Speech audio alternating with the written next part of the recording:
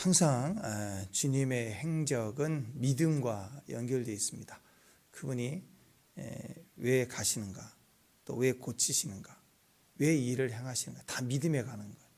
또 풍랑이 일 때, 주님이 물 위를 걸어오실 때, 그때도 다 놀랄 때도 왜 믿음에 관한 이야기를 하지 않습니까? 다 병자도 또 초자연적인 기적을 행하심도 우리의 믿음에 관한 이야기입니다. 자, 오늘은 나사로 오늘 특별히 이 세 남매 마르다 마리아까지 참 주님이 사랑하셨습니다.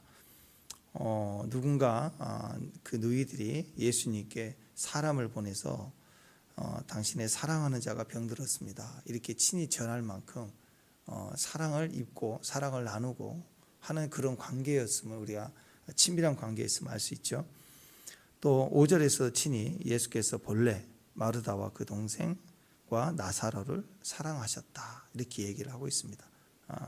특별히 지금 그 예루살렘, 우리가 알고 있는 예루살렘에서 예루살렘에서 베다니까지 거리가 약 3.5에서 4km 됩니다. 3.5km 정도 되면 산길, 3.5km면 길이 평지가 아니니까 또 이 감람산을 지나 올라갔다 내려와야 되거든요. 그래도 한 2시간 정도면 우리가 보통 천천히 가도 한 3km 산행 가거든요. 한 1시간 반 정도 이렇게 갈 수 있어요. 그러니까 가까운 거리입니다. 그러니까 예수님께서 이 예루살렘에 오실 때마다 자주 들렸던 곳이에요. 늘 쉬었던 곳. 나중에 예수님이 잡히셔서 십자가에 달리시기 전에 그 일주일 행적 가운데 여기 가서 한 번 더 쉬시죠. 그죠? 자, 그러니까 오늘 모습에는 이제 나사로가 병들어서 이제 죽게 된 상황입니다. 근데 예수님 지금 어디가 있냐면 이 예루살렘에 계시지 않고 거기서 유다 예루살렘에서 복음을 전하다가 바리새인들 난리를 쳤죠. 주일날 어제 보면은 안식일에 병을 고쳤다 해서 난리를 치고 막 시비 걸었잖아요. 자, 그런 배경 속에서 돌로 치료하느냐 하고 베다니로 갔어요. 베레아에 있는 베다니가 있고 지금 이 마르다와 마리아가 있는 베다니가 있는데, 이 베다니는 유다 베들레헴에서 가까워요. 유다 베들레헴 위에 예루살렘에서 감람산 넘어서 바로 있는 곳이 한 3km 있는 것이 이 베다니고, 예수님이 지금 요단강을 더 건너서 동쪽으로 요단강을 건너가야 있는 베레아 지역에 있는 베다니, 그러니까 똑같은 베다니예요. 베다니인데 거기에 지금 가 계세요. 그때 거기는 기적과 이적을 보이지 않았는데도 불구하고 사람들이 막 믿었죠. 그죠? 그래서 지금 예수님은 베레아에 있는 베다니에 계시는데 사람을 보냈어요. 여기 거리는 이 베다니에서 베다니까지 거리는 약 한 35km 정도 됩니다. 10배가 좀 되죠. 그러니까 35km 정도 되면 그때 길은 좋은 길이 아니니까 택시 타고 날아올 수 있는 것도 아니고, 그러니까 이 거리는 대략 한 하루 반나절 이렇게 걸려요. 이 정도 되는 거리에 떨어져 있는 겁니다. 예수님이 거기 계신 줄 알고 베다니에서 베다니로 사람을 보냈어요. 예수님 좀 급히 와주세요. 당신의 사랑하는 자가 아픕니다. 아픈 정도가 아니라 위급하죠. 죽어가는 병인 걸 누가 봐도 아는 거예요. 나사로는 늘 맨날 이렇게 아팠던 것 같아요. 그래서 막 나 살아야겠어. 나사로. 그래서 맨날 아팠던 것 같아요. 자, 그래가지고 사람을 보냈더니 진짜 이름이 나사로야. 나 살아야 돼. 그래가지고 살아야 되나 보다. 항상 그렇게 느꼈는지 거의 이제 죽어가고 사람 위급해서 보냈더니 그 사이에 이제 죽었다. 그래서 예수님은 오늘 요한복음에 나와 있는 대표적 표적의 마지막 7번째 죽은 자를 살리시는 기적이 이제 나왔습니다. 다시 말씀드립니다. 주님의 모든 기적은 우리의 믿음을 위한 것이죠. 그 과정을 지금 오늘 설명하시는데, 나사로가 죽어간다는 소식을 들었을 때 보통은 급하게 가야 되겠죠. 또 절박한 상황이라 어떤 의사로도 안 되니까 예수님을 급하게 모신 거예요. 예수님 오시면 산다. 그 믿음이 있었어요. 예수님께 급하게 와달라고 이렇게 사람 편에 소식을 전했습니다. 근데 예수님이 그걸 죽어간다고 아셨어요. 들으셨는데 서둘러 가자 그러지 않고 이틀 동안 일부러 더 지체했어요. 막 달려가도 하루 반, 이틀 걸리는데 이틀을 더 유하시다가 죽었다, 오늘 말 죽었다, 잔다 하더라. 제자들 오해를 했어요. 잔다 하니까 낮잠 잤나? 아니면 피곤해서 아프다고 했는데 이제 깊이 잠들었나 보다. 보통은 서둘러 이렇게 가셔야 돼. 가자. 나사로가 죽어간다고 하니까 가자. 예수님 그럴 줄 알았더니 예수님이 안 가시는 거예요. 물어봤더니 예수님의 말씀은 뭐냐면 나사로가 잔다 하더라. 사람이 깊이 잠을 자면 좀 좋아지니까 아파서 좀 자고 있나 보다. 그러니까 이제 예수님이 잘 때 내버려 두잖아요. 우리가 아플 때 아파서 깊이 잘 때는 약 먹고 자고 있으면 좀 내버려 두잖아요. 푹 자고 나오면 좋겠다 싶어서. 그러니까 이제 잤으니까 깨우지 말고 있다가 이제 이틀 정도 머물러 있다가 이제 깊은 잠에서 깼으니까 깨우러 가자. 그 얘기인 줄 알았어요. 근데 아니래. 예수님이 이틀 동안 머물면서 하시는 얘기가 죽었다. 그러니까 죽은 자를 예수님은 잤다고 표현하고 자는 사람을 깨운 것처럼 깨우는 일이 있더라. 그러니까 소식을 듣고 막 달려가도 하루 반, 뭐 길게 잡으면 이틀, 빨리 막 밤도 안 자고 막 걸으면 뭐 하루, 뭐 이렇게 하룻밤 꼬박 걸리는 그런 거리인데 이틀을 더 유했습니다. 그리고 이제 사흘째 된 날 죽은 거예요. 그러니까 죽고 나서 죽었다는 그 시점에 주님이 걷기 시작해서 한 하루 반 이틀 또 걸린 거죠. 그러니까 나중에 나사로를 만날 때는 한 사흘쯤 된 거예요. 죽은 지 사흘째 된 거예요. 그때 예수님이 도착을 했다. 대충 시간 아시겠죠? 예. 자, 우리 입장에서 보십시다. 그럴 때가 있습니다. 나는 너무 급해요. 너무 급해요. 오늘까지 해야 돼요. 주님이 역사해 주셔야만 하는 거예요. 주님을 우리가 알거든요. 항상 그 정도는 하셨어요. 그렇게 역사하셨어요. 그러니까 이 정도는 늘 해주시는 분이에요. 막연하게 믿는 게 아니라 분명히 주님이 그렇게 해주시는 분, 친밀관계가 있고 개인적으로도 알 만큼. 또는 때로는 주님이 하라고 하는 일을 내가 순종해 가는 거예요. 내 일이 아니라. 그러니까 적어도 오늘만큼 해주셔야 되는 상황이란 말이에요. 근데 임재만 있고 아무런 일이 일어나지 않았어요. 자, 그럴 때 우리 안에는 답답함이 있고 억울함이 있고 또 속상함이 있을 수 있죠. 많은 경우 우리가 원하는 대로 되지 않은 경우도 있습니다. 그러니까 왜 이렇게 우리가 그 일에 대해서 주님은 오르시는데 예하셔도 오르시고 거절하셔도 오르신데 우리는 답답하거나 오해하거나 심지어 분노할 때가 있습니다. 그리고 포기할 때가 있고 다 그렇지는 않지만 때로는 기도를 하는 과정에서 주님 오늘까지입니다 할 때 적어도 일주일, 그게 중요한 일이라면 오늘뿐만 아니라 오늘도 너무너무 급하고 절박하지만 한 일주일 전부터 매일 기도하면서 다음 주까지는 되면서 우리는 매우 급해질 수 있죠. 그죠? 온전히 기도하면서도 급해질 수 있어요. 왜 이렇게 급해질까요? 조급해질까요? 그래서 주님은 자꾸 지체한다고 막 느낄까요? 주님은 우리는 너무너무 조급하죠. 사람을 급히 보냈는데. 근데 주님은 알면서도 여유가 있으세요.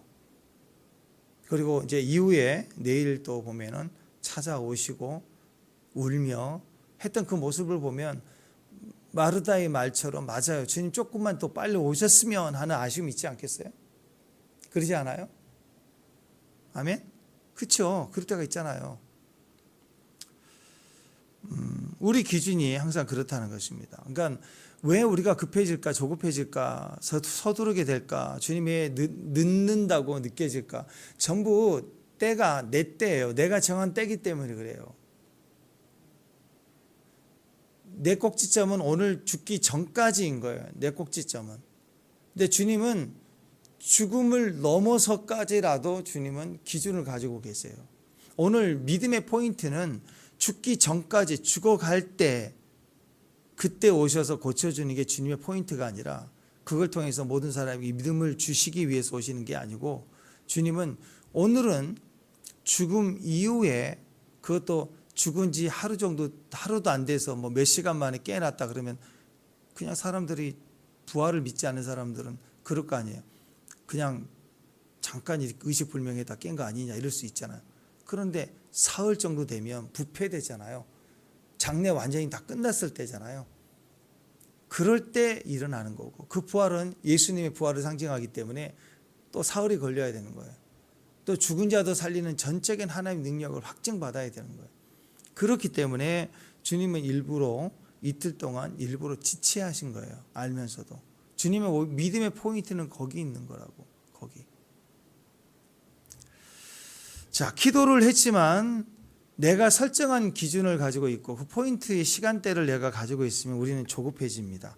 하나님을 믿는다고 하지만 그 믿음은 하나님의 포인트를 인정하고 주님의 주권을 인정하기보다는 내가 정한 때와 방법들을 정해놓기 때문에 자꾸 시간이 갈수록 늦어진다, 조급해진다라고 생각하는 거죠. 하나님 때와 우리의 때가 달라요. 하나님 때는 역사지만 우리의 때는 믿어야 할 때입니다. 우리는 끊임없이 믿음으로 나아갈 때, 그 믿음의 때가 있는 사람에게 주님의 포인트와 우리의 포인트가 만나지는 거예요. 우리가 정해놓으면 주님이 오시는 게 역사해 주시는 게 아니고 우리 끊임없이 믿고 반복해 믿음의 과정에서 포인트가 만나지는 거예요. 주님의 때가 만나지는 거예요. 그러니까 하나님의 포인트를 우리가 모릅니다. 역사의 포인트를 모르니까 우리는 날마다 믿어야 할지니라, 믿음으로 나아가야 한다는 거예요. 아브라함을 보십시오. 아브라함에게 하나님이 약속을 주신 것은 25년 후에 응답이 되는데 25년 후라고 말씀하지 않았어요. 그리고 주님은 절대로 지체하지 않으셨어요. 근데 하나님은 정확하시고 이미 정하신 대로 오셨고, 하나님 입장에서는 내가 속히 오리라. 근데 아직 2000년 지나 안 오셨죠. 그 속히는 너무 급하세요. 사실 우리보다 급하세요. 저 절박하시는데 2000년이 지났어요. 그러지 않아요? 근데 우리만 급해요. 왜 더디 오시나이까? 아니에요. 주님은 더디 오시지 않아요.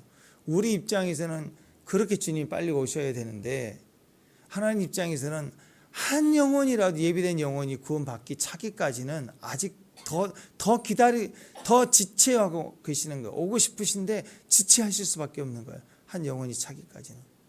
그러니까 주님은 그 시간대가 하루가 1000년이고 1000년이 하루로 계산하신 주님의 시간대에서는 지금 25년, 아브라함에게 25년은 너무 짧은 거예요. 그러면서 합당한 때인 거죠.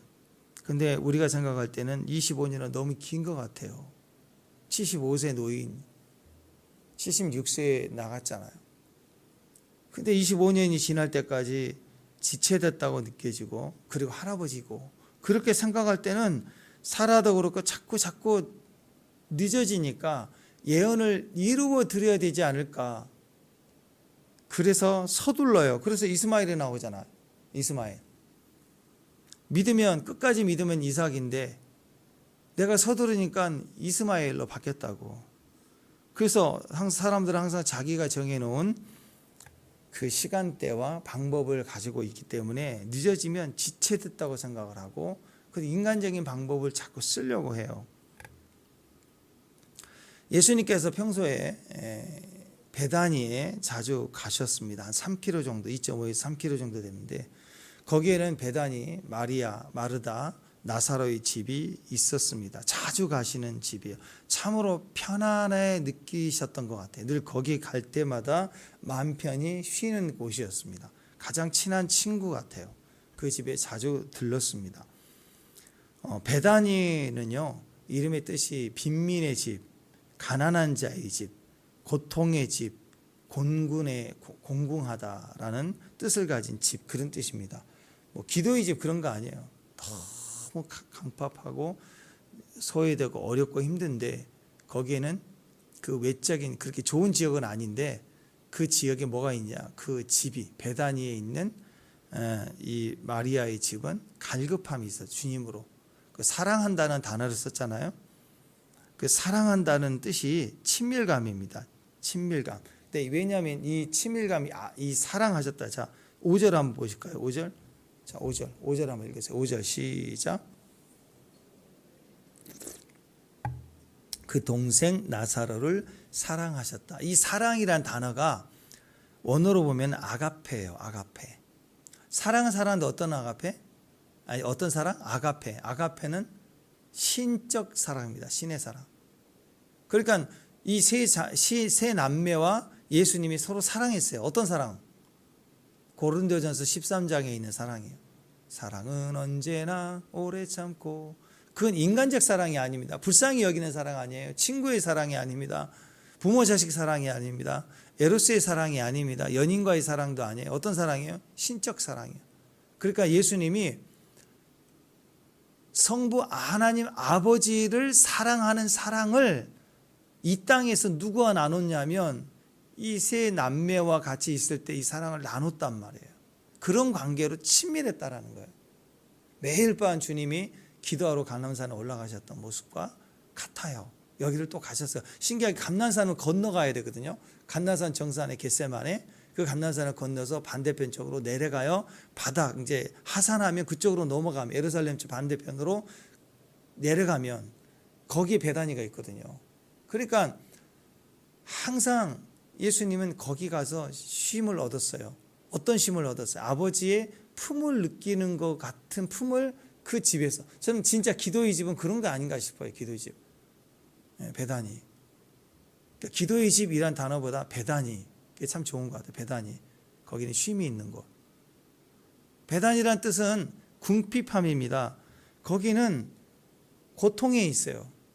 근데 거기에는 뭐가 있느냐면 상대적으로 그만큼 고통이 크고 가난하고 소외됐기 때문에 하나님으로 늘 풀어갔던 집이에요. 하나님이 절대적으로 필요했던 집. 그러니까 예수님 오시면 얼마나 극진히 대접했을까요? 그러니까 예수님도 실제로 그게 종교적인 게 아니기 때문에 너무 많이 편했다. 그 집을 자주 가셔서 서로 친밀한 사랑이 늘 있었어요. 늘 사랑하는 마음이 있었어요. 그러니까 나중에 주님이 십자가에 오르시기 전에 일주일 동안 예루살렘에 입성하는 그 승리에 입성하신 이후에 여기를 또 가시잖아요. 그러니까 제일 먼저 성전에 가서 뒤집어 엎어놓고 장사하는 굴을 만들었다고 주님이 그러셨잖아요. 그리고 나서 곧바로 또 성전인데 성전 기능을 못했잖아요. 근데 성전이 아닌 다 부정한 장소라고 가난한 동네라고 얘기하는 곳에 가서서 성전에서 누리는 안식을 누렸다고. 왜? 거기는 영적 사랑의 관계가 형성된 곳이니까. 저는 그랬으면 좋겠어요. 우리 교회가 예배 드릴 때 친밀한 하나님의 사랑을 느끼는 곳이 됐으면 좋겠고, 아멘.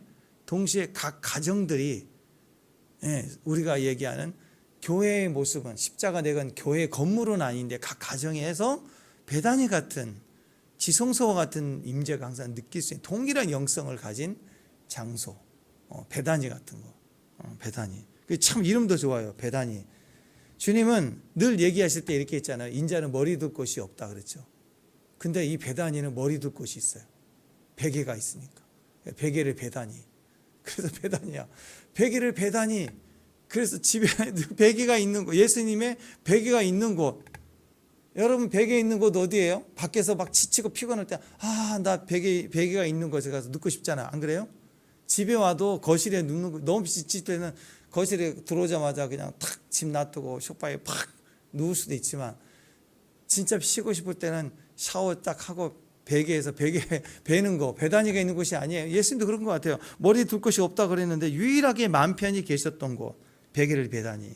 믿음이 참 좋은 것 같아요. 베다니.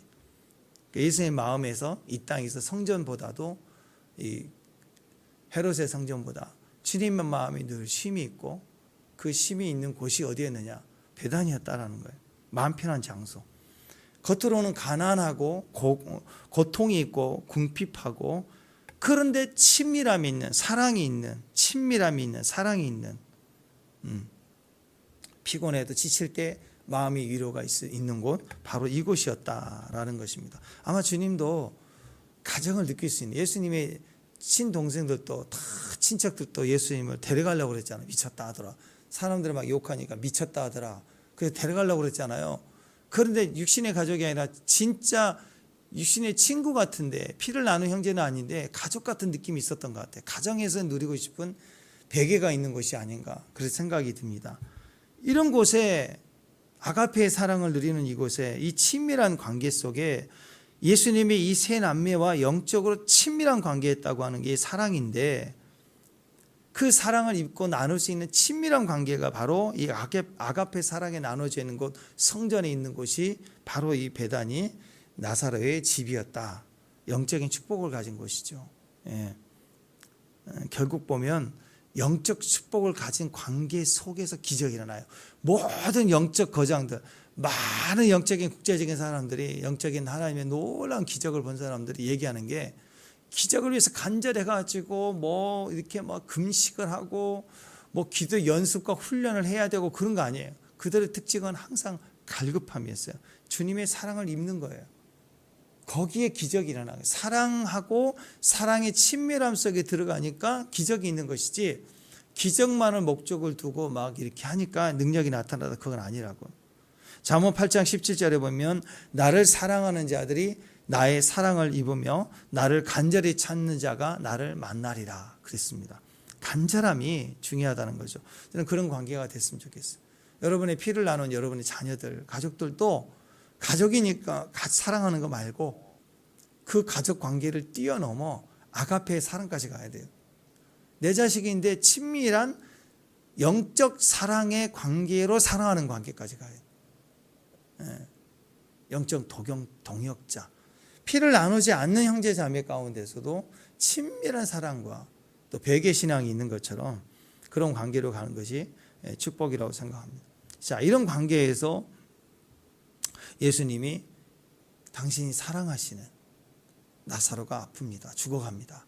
그때 주님이 바로 가실 수 있지만 주님의 믿음의 포인트는 죽음 넘어서라도 완전히 죽은 지 사흘 만에 부활하는 부활의 신앙의 정곡을 가지고, 꼭지점을 가지고, 그리고 오늘 모든 자를 믿게 하시는 일, 마치 예수님이 너무 사랑하기 때문에 예수님과 오버랩했어요.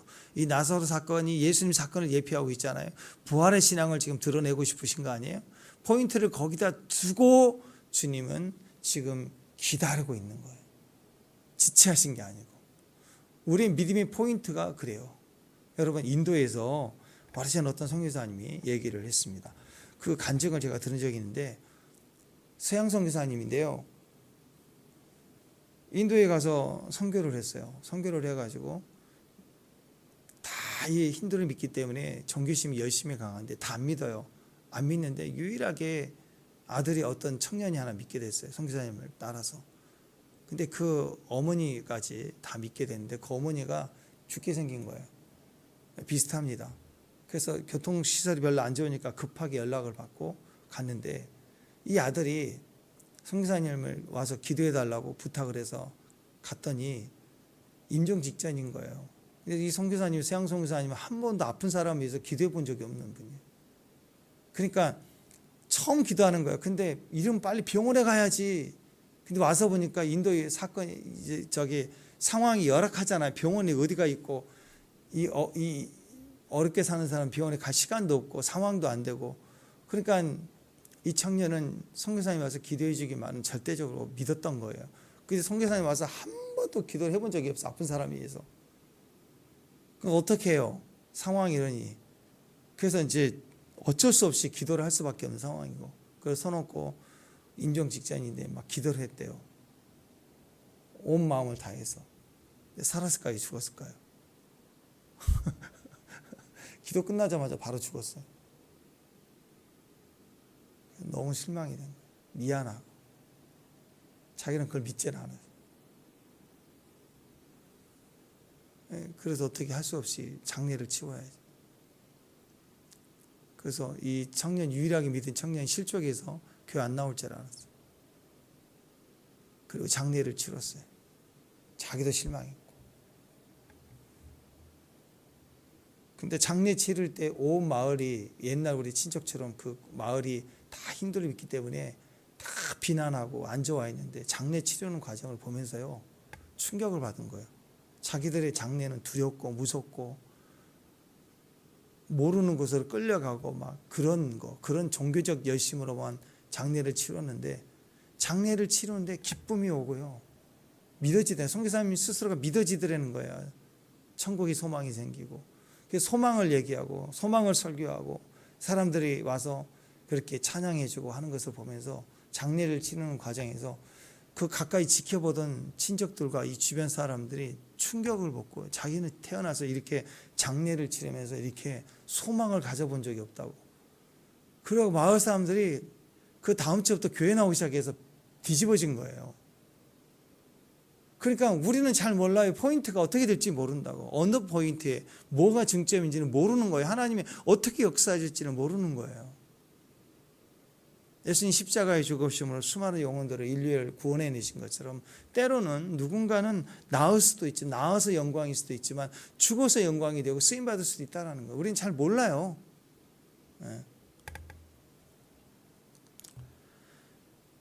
자, 이렇게 친밀하고 사랑했던 베다니에 있었던 나사로가 병들어 죽게 되는데 소식을 들었던 예수님은 이틀을 더 머물러 계셨어요. 그리고 나서 베다니로 출발하고 사흘째 된 날 도착했을 때 아마 돌아가셨어요. 돌아가신 지 사흘째 된 날 이제 찾아간 것이 되죠. 그러니까 주님은 이 빨리 가면 하룻밤이고 자고 가도 하루 반나절, 천천히 가면 이틀인데 조금 천천히 더 가신 것 같아요. 사흘째 된 날 가셔야 되니까 이틀만 채우고 사흘째 된 날. 그러니까 주님은 일부러 더 유하시자. 6절에 보니까 나사로가 병들었다함을 들으시고 그 계시던 곳에 이틀을 더 유하셨다. 이틀을 더 유하셨다. 그 후에 이틀 이후에 사흘째 된 날 제자들에게 이르되 유대로 가자. 자, 예수님이 계신 곳에서 약 35km, 40km 되는 이 길을 도착하니까 죽은 지 사흘째가 됐습니다. 그러니까 이제 이 요단강 건너편에 있는 베레아 지역에 있는 베다니에서 거기도 참 베개가 있었죠. 어떤 베개? 유다에서는 돌로 쳐 죽이려고 막 그랬는데 여기는 가서 그냥 세례 요한이 세례를 줬던 곳인데 거기 가셔서 주님이 가셨더니 세례 요한이 얘기했던 그가 아닌가 그러면서 믿었단 말이에요. 거기서 쉼을 얻었어요. 주님이 거기 있다가 유하셨기 때문에 이틀을 유하셨다가 이제는 가자 그러니까 제자들이 발끝합니다. 이러시면 안 되는데 왜? 아니 얼마 전에 거기서 돌로 쳐 죽이려고 위급해서 지금 여기까지 오셔서 계신데 나사로가 죽어간다는 얘기를 듣고도 주님이 속히 급하게 움직이지 않은 거 보니까 주님도 유다에서 3km밖에 안 되니까 그 지역은 아예 위험하니까 안 가시려나 보다 생각을 했는데 안 가신다고 생각했는데 또 갑자기 이틀 계시더니 가신다는 거예요. 그러니까 제자들이 막아요. 안 된다고 위험한 곳이 아닙니까? 그렇죠. 오늘 본문에 그야 왜 거기를 가시나고 하시나이까? 예수님이 잔다. 깨우러 가자. 그랬더니 도마가 뭐라고 그래요? 우리도 죽으러 가자. 왜 뜬금없이 얘기한 게 아니라 거기 가면 죽을 수도 있는 위험한 곳에 주님이 간다고 하시니까 그럼 우리도 죽으러 가자라고 얘기를 한 거예요. 이제 이해가 되죠? 왜 뜬금없이 죽으러 가자 그 얘기 했는지. 그 위험한 지역에 또 가시나이까? 주님이 가자 그러니까 따라가대. 그럼 우리도 주님과 함께 죽자 하고 엉터리 같은 정의감이 발동을 한 사건이고요. 그러니까 주님의 포인트를 다 이해하지 못해요. 나사로 때문에 움직이고 있는데 그리고 우리의 믿음이 이해한 것인데 정의감이 불탄 도마는 그럼 죽으러 가자 하는 맹세. 이 다음에 또 베드로가 또 맹세를 하죠. 내가 결단코 주님을 배신하지 않습니다 라고 얘기했던 것 똑같습니다. 그러다가 다 도망가요. 또 도마가 제일 또 의심이 많았죠. 자, 근데 지금 정의감은 제일 불탔어요. 항상 보면 그래요. 목숨 바치겠습니다. 제가 하겠습니다. 한 사람이 제일 늦어요. 가만히 보면. 할렐루야. 아멘. 자, 여러분 주님이 지체했던 이틀의 시간은 낭비되는 시간이거나 외면한 시간이나 버리는 시간이 절대 아닙니다. 주님의 타이밍에 적절하고 정확한 시간대입니다. 그런데 주님의 관점으로 보면 그런데 우리는 사실 우리의 관점을 가졌기 때문에 주님의 관점을 가진다. 그게 믿음입니다. 기다림이죠. 기다림의 믿음이에요. 우리의 관점은 서둘러요. 당장 결단, 결심이에요. 근데 주님의 관점은 믿는 거예요. 이 시선을 비둘기 시선이라고 합니다. 비둘기 시각. 그 시각이 있어야 독수리 눈이 돼요. 독수리 눈이 그냥 되지 않아요. 영적 통찰력과 분별력은 기다림의 시각, 한 것만 죽어가면서까지 포기하지 않고 견눈질하지 않고 쳐다보는 비둘기의 눈이라는 아가서의 시각이 필요해요. 우리 눈이 말할 때는 죽게 생겼다, 그리고 죽었다, 끝났다라고 얘기합니다. 주님의 시각으로 말할 때는 4절이죠. 예수께서 들으시고 이 병은 죽을 병이 아니라 하나님의 영광을 위한 것이다. 죽을 병이 아니다라고 말하는 이 말에 꽂히면 안 죽는구나라고 생각하는 게 아니에요. 근데 죽기 전에 낫는다는 뜻이 아니라 죽을 병이 아니다는 말은 죽어서 끝나는 병이 아니란 말이에요. 포인트가 다시 살리시는 영광, 우리의 부활의 신앙의 믿음, 거기까지 가야 될 병이라 이거예요. 나사로는 사명 감당하고 있는 거예요. 그냥 개죽음이 아니라 고치지 못하는 병을 당해 죽는 게 아니고 주님의 믿음의 역사를 증명해낼 사명의 병입니다. 그 병의 포인트 가운데서 낫는 게 아니고 그 병으로 죽어야 되고 죽은 이후에 부활하시는 계획 속에, 예비됨 속에 있는 병이라는 거예요. 그러니까 아픈 것은 사실이지만 아픈 걸 말하는 게 아니고 모든 사람은 아픔을 말하고 있어요. 아프고 죽어가고 있다는 얘기를 합니다. 나음을 말하고 있는 거예요. 나음을. 믿음을 말하라라는 거예요. 예수님의 시각은 이 병은 죽을 병이 아니라 하나님의 영광을 위한 것이고 하나님의 아들이 이로 말미암아 영광을 받게 하려는 것이다 한 뜻입니다. 나사로도 영광을 받고 하나님의 아들로서 예수님도 영광을 받고, 이게 하나님의 일의 특징입니다.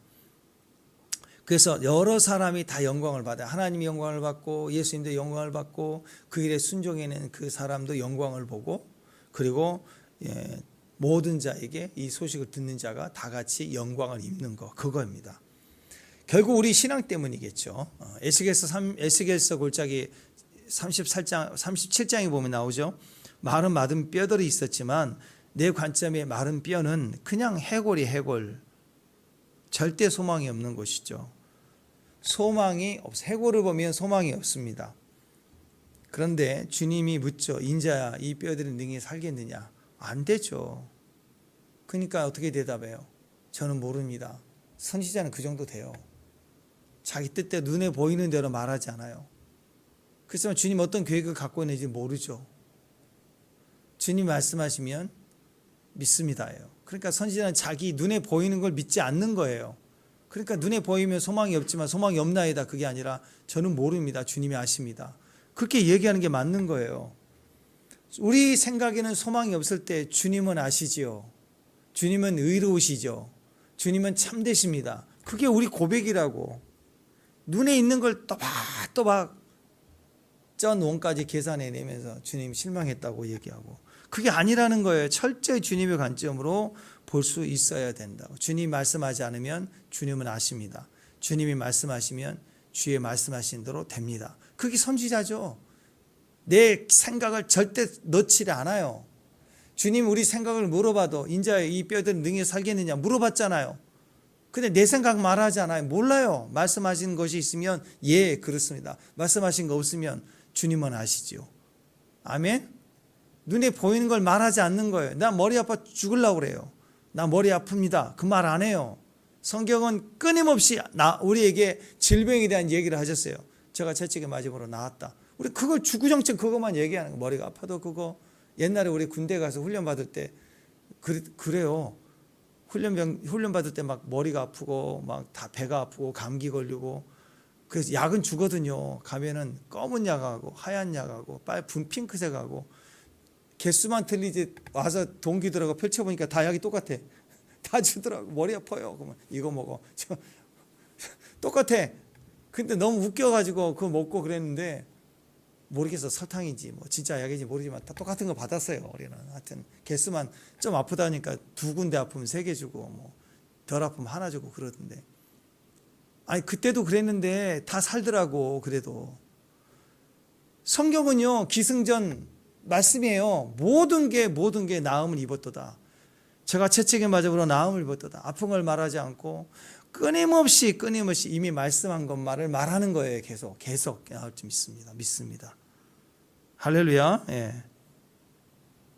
그래서 여러분, 상황의 변화를 계속 보고 기도하는 게 아니고 끊임없이 하나님 뜻이 이루어질 때까지 약속의 말씀을 또 말하고 또 얘기하고 또 선포하고, 그게 우리의 모습이라는 거예요.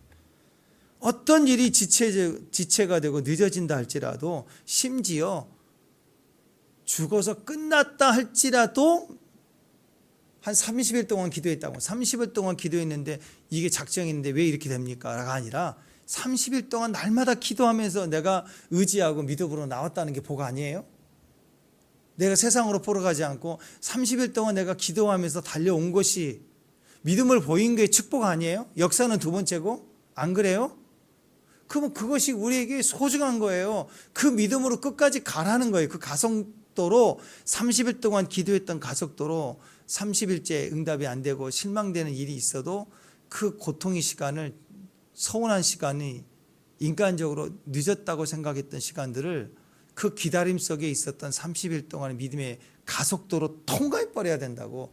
마지막 때에 7년 대환란, 특별히 3년 반 후 3년 반 엄청난 환란이 올 때, 이건요 그동안에 준비된 신부들을 믿음으로 통과해 가는 거예요. 준비됐던 가성력으로 통과해 가는 거라고. 아니, 시험 날짜도 그러잖아요. 우리 고3 아이들 시험 볼 때 시험 보는 그 날짜, 그날만 잘 봐야 되나요? 아니잖아요. 그동안 열심히 공부해왔던 그 가속력, 실력으로 통과하는 거잖아요. 어떤 일이 지체되고 변화가 없다고 실망하면 안 됩니다. 그 과정의 하루하루를 믿음으로 지나갔던 그 과정이 우리에게 축복이고, 그 과정으로 이기고 그 과정으로 다 맡겨드렸기 때문에 감사가 되는 거라고. 일주일 동안 달려가는 것도 마찬가지예요. 주일날 온전히 드린 그 믿음으로 7일을 달려가는 거예요. 그 얼마나 좋아요.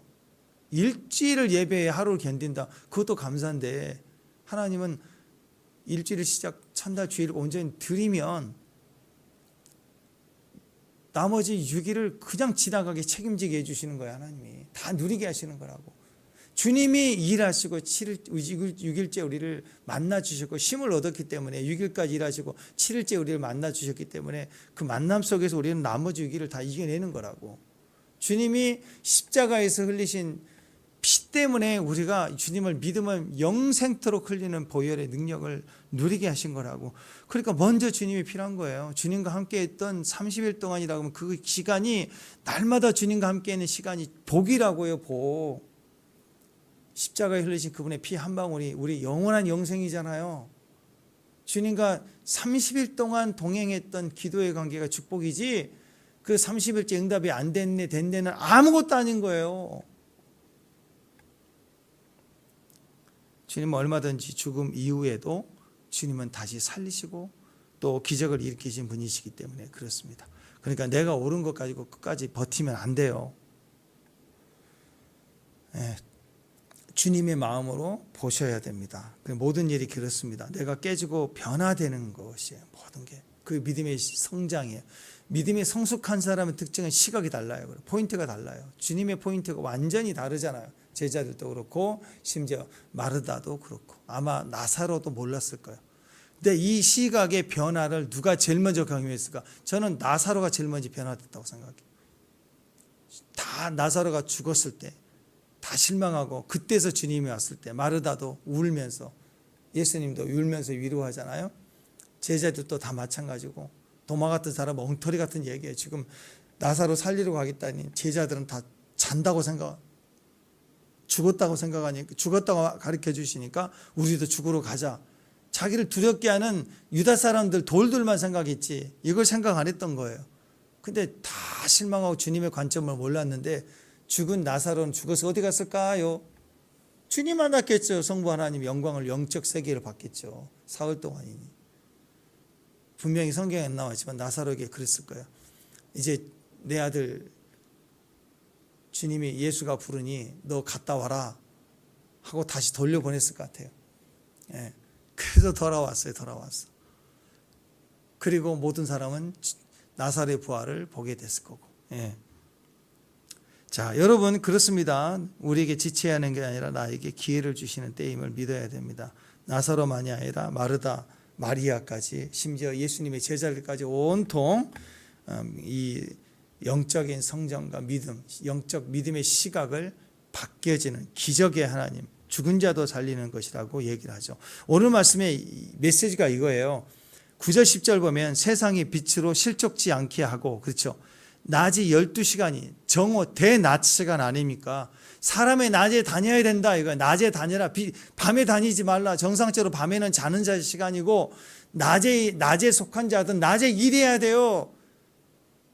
낮에 잠자면 안 돼요. 낮이라는 시간은 한정적 시간이에요. 일할 시간은 한정되어져 있습니다. 낮에는 충성해야 돼요. 낮 시간은 일하는 시간, 낮 시간은 믿어야 될 시간이라고. 죽은 다음에 천국 가서 믿어야 되겠습니까? 아니잖아요. 여기서 믿어야 될, 믿음으로 일해야 될 때로. 주님 말씀하시는 거, 나하고 동행할 때가 어딘 줄 아느니? 낮 시간이야. 낮에야. 낮의 시간에 속한 자들이야. 사람이 낮에 다니면, 밤에 다닌다. 낮에 다니면, 그 말은 나와 동행하면, 밤 시간에는 각자 주님도 기도하러 가셨잖아. 자야죠. 사람이 낮에 다니는 사람들은 실족하지 않는다. 밤에 다니면, 주님 없이 지 혼자 열심히 뛰면 실족한다. 그 얘기예요. 우리는 믿음을 가진 사람이에요. 낮에 속한 사람이에요. 인간적으로 뭘 해보겠다고 막 열심히 뛰는 거, 주님 없이 뛰는 게, 그게 불신앙이에요. 오늘 대표죠. 다 그래. 우리가 도마를 뭐라고 할 게 아니라 도마가 그래. 믿음 없이 육신으로 뛰보겠다. 우리도 죽으러 가자. 이 엉터리 같은 말이에요. 제일 먼저 도망갔을 거야. 이건 뭐예요? 인간적 열심이에요. 주의 일을 열심히 내 인간적으로 해보겠다는 거예요. 이거 불신앙이. 도마가 그랬잖아. 혈기, 각오, 결단, 촉구, 옳은 거, 이걸 팔아다가 300디나르에 팔아서 구제해야 되는데, 뭐 이런 생각하는 거, 가성비 얘기하는 거, 이게 전부 주님의 포인트를 못 잡는 거예요. 이건 낮에 속한 자들의 모습이 아니까. 사실 눈으로 보는 것만 기준을 가지고 뛰는 거니까. 주님이 함께 하고 있으면 죽음도 살리시는 능력인데, 주님과 함께 살리러 가자 그랬더니 아직도 눈에 3, 4일 전에 봤던 유다 사람들, 그 바리새인들을 돌들고 있었던 그것만 계속 마음에 담고 벌벌 떨었다, 그 얘기입니다. 영웅주의죠. 여러분, 우리는 낮에 속한 자들입니다. 기회 지나가기 전에 어서 추수합시다. 할렐루야. 네, 우리는 잘 때가 와요. 쉴 때가 온다고. 하루를 보더라도 낮에 열심히 일하고 밤에 자야 돼. 왜 낮에 빈둥빈둥 거려요? 물론 너무 피곤할 때, 종일 밤에 잠도 못 자고 일하고 그럴 때가 있죠. 피곤할 때 잠깐 쉴 수도 있지만, 의사들도 그래. 낮 시간 뭐 1시간 이상 자면 큰일 나요. 그거 몸이 안 좋아요. 더 피곤해요. 잠깐 자는 거죠. 그러니까 여러분, 낮에는 무조건 일해야 돼. 가만히 있으면 안 돼. 빈둥거리면 안 돼. 뭐라도 해야 돼. 청소라도 해야 돼. 부지런히 돌아다녀야 돼. 밤에 자야 돼. 밤에. 낮에 자고 나면 저녁에요, 잠이 안 와요. 말똥말똥하고. 그럼 그 다음날 잠 못 자서 또 빈둥빈둥거리고 힘들 거고. 낮은 주님과 동행하는 시간입니다. 사막의 음침한 골짜기를 갈지라도 낮에는 괜찮아요. 주님이 동행하시니까. 심지어 죽어버린 이후라도 괜찮아요. 주님과 동행하면 다시 사니까. 우리는 낮에 속한 자라서 믿음으로 서기를 바랍니다. 인간적 열심, 인간적 어떤 결단, 그런 의리, 정의, 그렇게 살면 안 돼요. 오직 믿음의 시각으로 다시 그 길로 가자. 그래도 갈 수 있는, 죽은 이후라도 괜찮아요. 주님이 계신 곳에 같이 갈 수 있는 믿음의 정도 되시기를 주님의 이름으로 축원합니다. 기도하겠습니다. 하나님, 주님의 임재가 있는 친밀한 처소에 거하기를 원합니다. 그리고 그곳에 주의 영광이 있음을 믿습니다. 또한 하나님, 우리가 낮에 속한 자로 믿음으로 그 믿음의 길을 끝까지 갈 수 있는 귀한 종들 되게 하옵소서. 예수님의 이름으로 기도합니다.